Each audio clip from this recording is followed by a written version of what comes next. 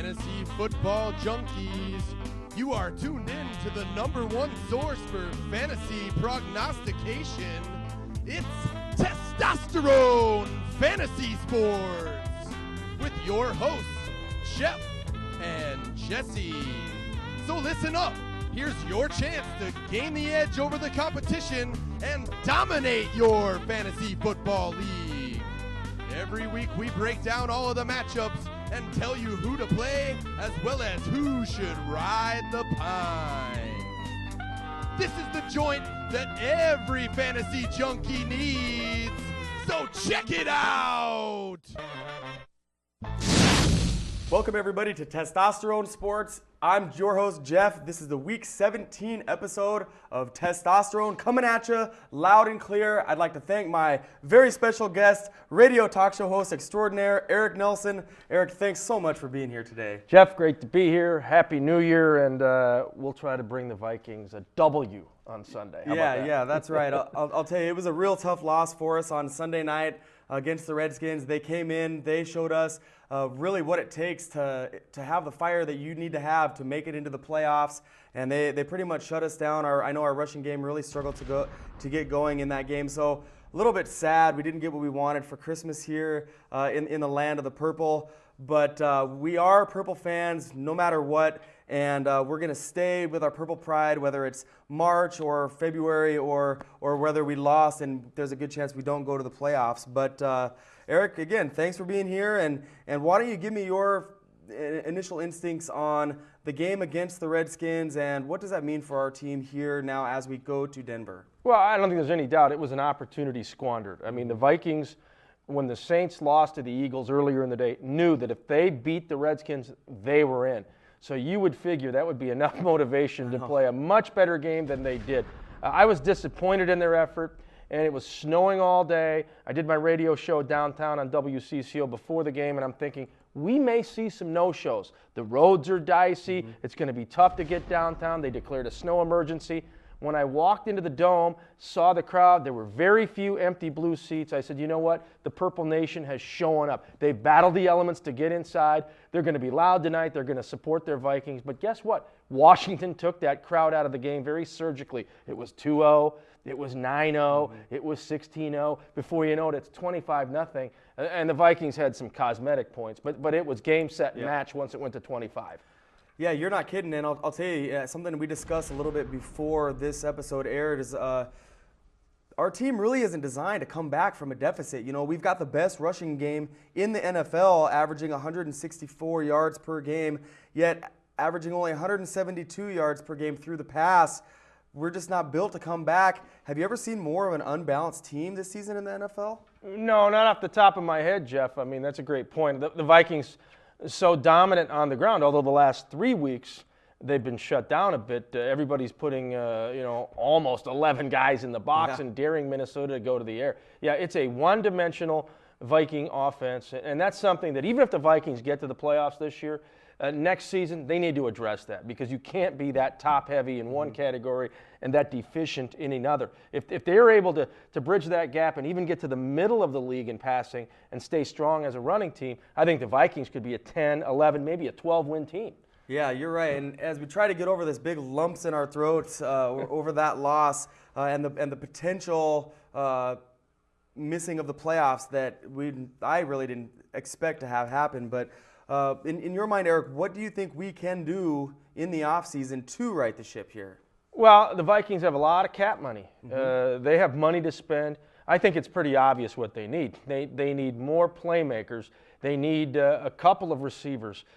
Some would say they still need to bring in a veteran quarterback. I'm not going to give up on Tavares Jackson right now. He's very young. He's learning on the fly. I think he's been put in a tough situation. But that said, I'm not going to sugarcoat it either. His last 2 games have not been pretty. 5 picks, 1 touchdown pass. So I'd like to see a veteran presence in here, somebody that Tavares can lean on when times get tough. And then if he's not playing well or he goes down with an injury, Brad Childress can put that guy in, because right now, if Tavares isn't playing well, you certainly don't feel good if Kelly Holcomb or Brooks Bollinger come in, because we've seen what they can do earlier in the year, and basically, it's not a lot.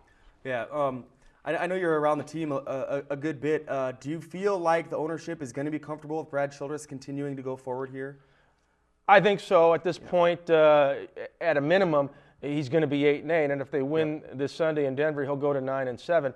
I know a lot of us thought after that 34 donut loss at Green Bay, when everything seemed to be, spiraling downhill quickly, that was it. That Brad Childress might not return. There was the potential for no-shows. They were able to avoid that thanks to some ticket buyouts and things like that. Then this late run they've been on. So I think Brad Childress will be back next year, but I think people are still uneasy with Brad Childress. Truth be told, I think a lot of folks are like, you know what, it would have been nice if we just would have went totally into the tank and they would have had to make that coaching change. But you have to be fair in your analysis. He's been better this year than last year. At the minimum, he's going to be 2 wins better than last year when he was 6-10. But I still think the Vikings, they made some mistakes in the offseason, not addressing receiver and the veteran quarterback position, which might have cost them a couple of games. Yeah, you're right about that. And I'll tell you, you mentioned that 34-0 drubbing by the Green Bay Packers, and it really feels to me, or seemed to me, like the coaching staff and the team itself took a real step forward from that point on. And there's been a more positivity than negativity since that day. And I guess I feel like, kind of what you're saying, like, let's continue along with Brad Childress and see if he can't keep that positivity going throughout the offseason. We'll have a full draft. We've got some, like you said, some good free agent dollars that we can spend. We're the kind of team that has a good situation for free agents to want to come and play in.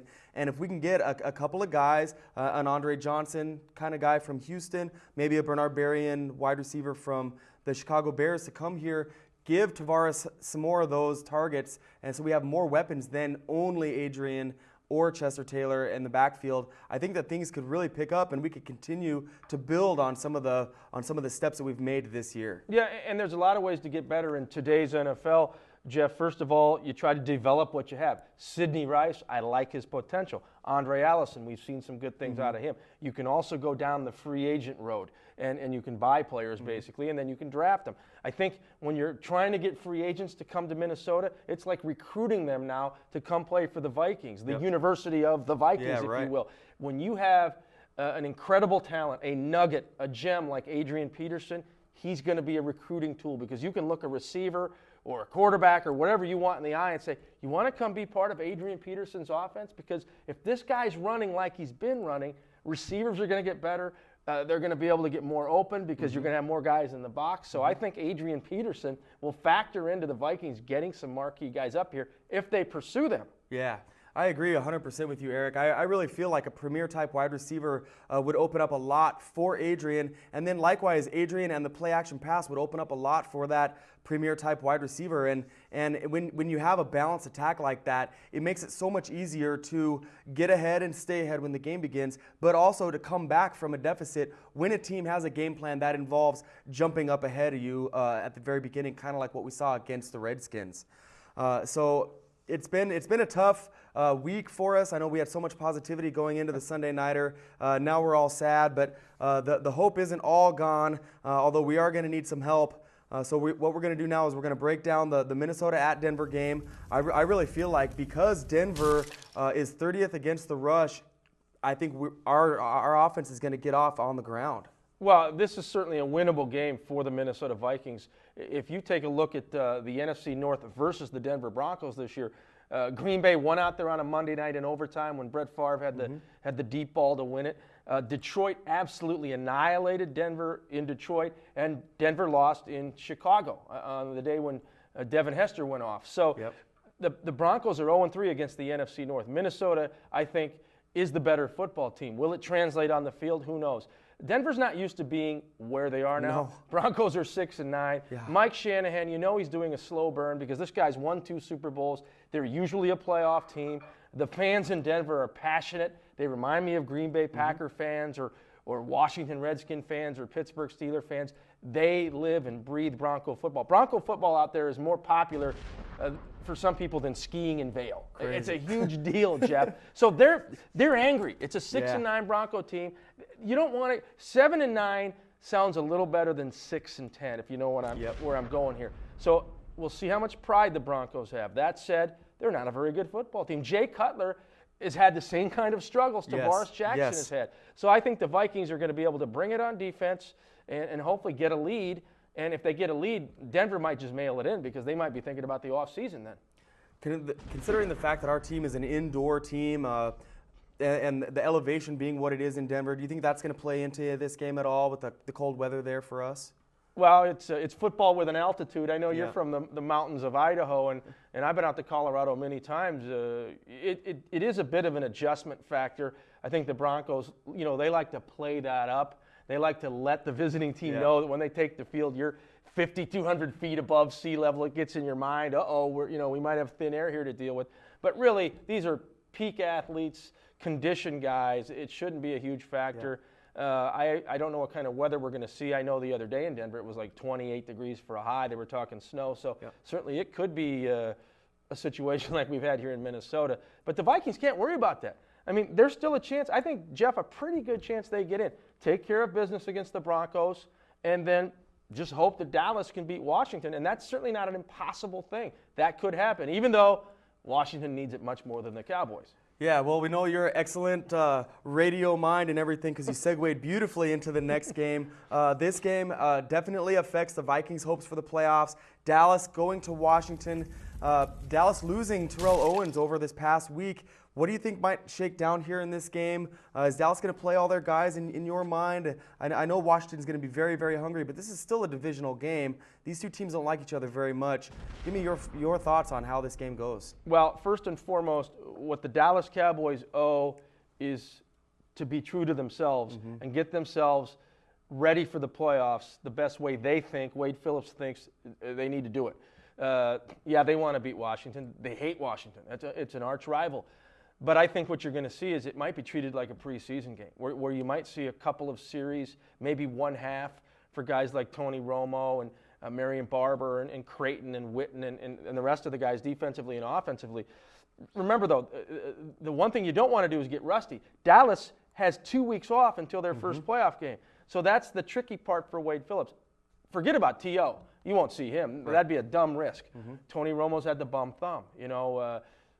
Also, Jessica Simpson might be there. That might be a big distraction, which it would distract me too, Jeff. I agree with you 100%. But I guess my thinking is Dallas will not play these guys the whole game. They have nothing to gain. It's not like New England going for perfection. Yep. Whether you won 13 or 14, they're the number one seed. They're going to have home games as long as they play in the playoffs. So if I'm Wade Phillips, I try to stay sharp for a bit. Then I move in Brad Johnson, and I start working some of the other guys in. I look at it this way.